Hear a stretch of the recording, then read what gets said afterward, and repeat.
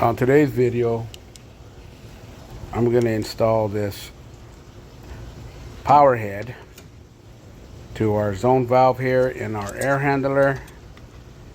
So right here on our power head, we just go ahead and open it, move the lever to the open position and lock it in. Make sure it stays locked in the open position. Then we're going to line up the stem on the valve to the hole on the actuator.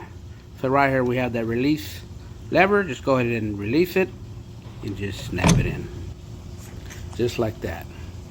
Now let's go ahead and wire it up. Now there's only 2 wires on this actuator and then 2 wires for power.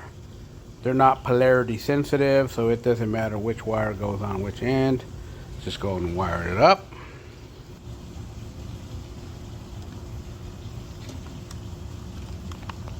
Now let's go ahead and test it out. Make sure it works. And there it is there. Thank you for watching my tutorial. Don't forget to subscribe and like.